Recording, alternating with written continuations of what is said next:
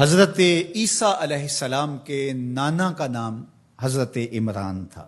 حضرت عمران کے ہاں اولاد نہیں تھی، ان کی زوجہ حضرت حنا سلام اللہ علیہا پیغمبروں کا خاندان ہے، پیغمبروں کی صحبت ہے، تو وہ بھی صبر شکر کر کے اللہ کی رضا پہ راضی تھی۔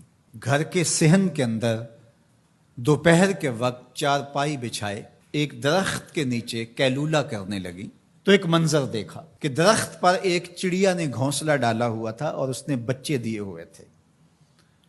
وہ کہیں سے اڑ کے جا کے دانہ اٹھا کے لاتی اور بچہ چونچ کھولتا اور ماں اس کی چونچ میں دانہ ڈال دی۔ چڑیا کے بچے کے ساتھ چڑیا کی محبت کو دیکھا تو حضرت حنا کا دل چوٹ کھا گیا اور بارگاہ ازدی میں عرض کی، مالک تو نے جانوروں کو بھی بچے دیے ہیں اور وہ ان سے پیار کر رہے ہیں، تیرے دربار میں کیا کمی ہے اگر تو مجھے اولاد عطا کر دے۔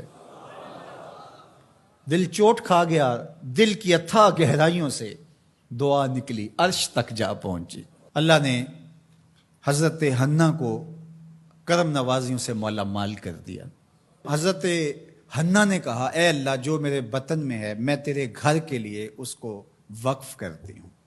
جب ولادت کے لمحے آئے تو حضرت حنا زوجہ عمران نے بیٹی کو جنم دیا تو پریشان ہو گئیں کہ مالک یہ تو بیٹی ہے، میں نے تو اس کو مسجد اقصیٰ کے لیے وقف کیا ہے اور وہاں سارے مرد ہیں، ایک لڑکی جب جوان ہوگی تو اس کو وہاں کیسے چھوڑ سکوں گی، منت میری کیسے پوری ہوگی۔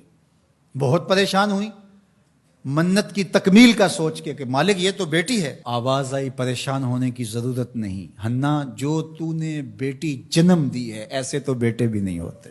اس بیٹی کا نام کیا رکھا گیا؟ مریم سلام اللہ علیہا۔ بیٹی جوان ہو گئی تو منت یاد آئی کہ اب اس کو بیت المقدس میں ہم نے وقف کرنا ہے۔ پریشانی ہوئی کہ اب 300 حجرے ہیں جن میں مرد ہی مرد ہیں، ایک تنہا عورت کیسے وہاں رہے گی؟ تو یہ سوچا کہ کوئی بوڑھا بزرگ ہو جس کی کفالت میں ان کو دیا جائے تو وہ ان کی دیکھ بھال کرے، ضروریات کو پورا کرے۔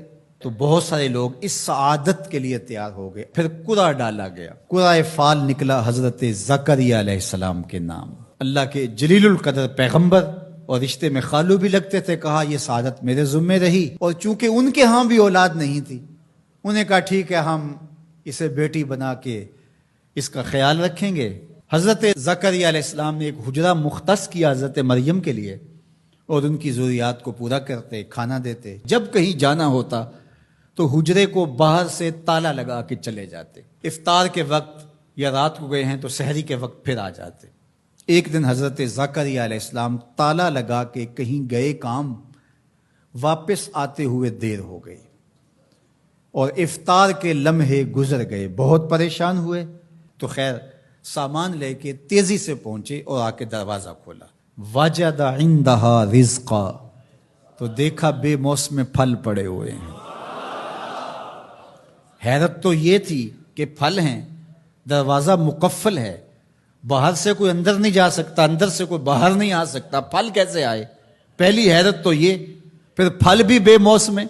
قال یا مریم ان لک ھذا، اے مریم یہ کہاں سے آئے؟ قالت ھو من عند اللہ، کہا یہ میرے اللہ کی طرف سے آئے، یہ مجھے میرے رب نے دیے ہیں۔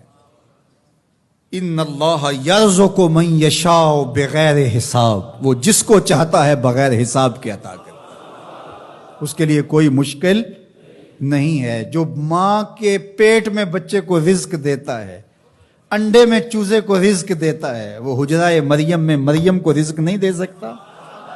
اب حضرت زکریا علیہ السلام کا ذکر آپ نے سنا کہ ان کے ہاں اولاد نہیں تھی، اور عمر کتنی ہو گئی تھی؟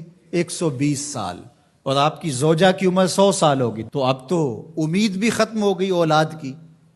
لیکن جب بے موسم پھل دیکھے نا تو اندر چھپی ہوئی امید کی موہوم سی جو چنگاری تھی وہ بھڑک اٹھی، اور حضرت زکریا نے ہاتھ پھیلا لیے، ہنالک دعا زکریا رب، مالک جب تو مریم کو بے موسم پھل دے سکتا ہے، میرے شجر عمر پر اولاد کے آنے کا موسم بیت گیا ہے، لیکن مالک کیا تو مجھے بے موسمی اولاد نہیں دے سکتا؟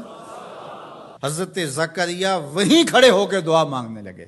معلوم ہوا جہاں رحمتیں اترتی دکھائی دیں وہاں دعا مانگی جاتی. ہم جب اللہ والوں کی قربت میں جا کے اللہ سے دعا مانگتے ہیں تو کچھ لوگ معترض ہوتے ہیں کہ اللہ تو ہر جگہ موجود ہے، یہاں کیوں مانگ رہے ہو؟ مسجد اقصی پاس ہے لیکن حجرہ مریم میں اللہ کا پیغمبر دعا مانگ رہا ہے، وہاں رحمت آنکھوں سے اترتے ہوئے